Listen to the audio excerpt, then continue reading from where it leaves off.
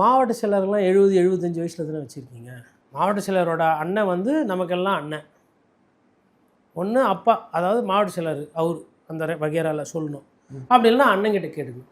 இப்போ எனக்கு 25-30 வயசு ஆகுது. இப்போ நான் என்ன பண்ணுறது? இந்த பிரச்சனையை சரி செய்யாமல் நீங்கள் வந்து இளைஞரணி எது பண்ணாலும் என்ன பண்ணாலும் அது செட் ஆகாது. நீங்கள் வந்துங்க ஒரு கட்சியில் வந்து புதுசாக வரவங்களுக்கு வாய்ப்பு நிறைய உருவாக்கணும்.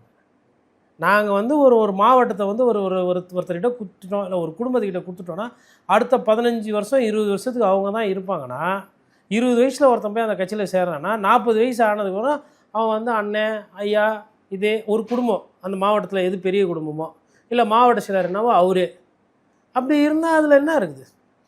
என்னை கேட்டால் ஒரு 5 வருஷத்துக்கு ஒருத்தர் மாவட்ட செயலர், அவ்வளோதான். அடுத்து மாற்றிடுங்க. அடுத்து வேறு ஒரு மாவட்ட செயலர் நல்லா பர்ஃபார்ம் பண்ணால் 5 வருஷம் மாற்றிட்டிங்களா, முன்னாடி நல்லா பண்ண அவரை திருப்பி வந்து போடுங்க. அந்த மாதிரி மாவட்ட செயலர், இளைஞர் அணி, மாணவர் அணி, இதிலெல்லாம் வந்து வழக்கறிஞர் அணி மாற்ற முடியாது. ஏன்னா சப்ஜெக்ட் தெரியணும், லீகலாக. ஆமாம், நீங்கள் வந்து 5 வருஷத்துக்கு ஒரு வாட்டி மாற்றுவேன் அப்படின்னா அந்த அணி வந்து வேஸ்ட்டாக போய் தோற்றுரும் எல்லா கேஸும். வழக்கறிஞர் அணி வந்து 4 ஆவ கிரேடு ஏறும். ஏன்னா புத்தி கூர்மை கேஸு, சுப்ரீம் கோர்ட்டு ஆர்கியூ பண்ண வேண்டியிருக்கும், ஹைகோர்ட்டு போனோம், ஒரு சில கேஸ் எல்லாம் வந்து எதிர்கட்சி மீது தொடர வேண்டியும்.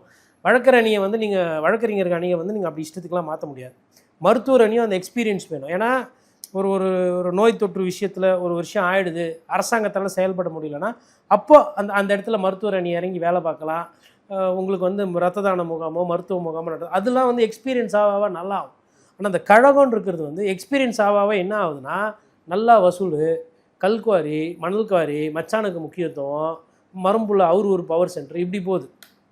இது வந்து இளைஞர்கள் அதை நேசிக்க மாட்டாங்க.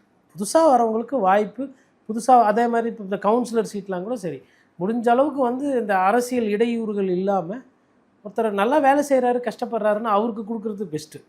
இவரோட மகன், அவரோட மகன். நீங்கள் வந்து நெப்போட்டிசம் நீங்கள் ப்ரொமோட் பண்ணிவிட்டு ஜென்சியை வந்து வாங்கன்னா வரமாட்டாங்க. இப்போ ஏன் தாவேக்கால நிறைய பேர் போய் சேர்ந்தாங்க? இல்லை நாம் தமிழர் கட்சிக்கிட்ட ஏன் போகுதுன்னா, புதுசு இளம் தலைமுறையினருக்கு ஒரு வாய்ப்பு கிடைக்குது. இளம் தலைமுறைக்கு அங்கே வாய்ப்பு கிடைக்குது. இங்கே திராவிட கட்சிகளில் வாய்ப்பு இல்லை.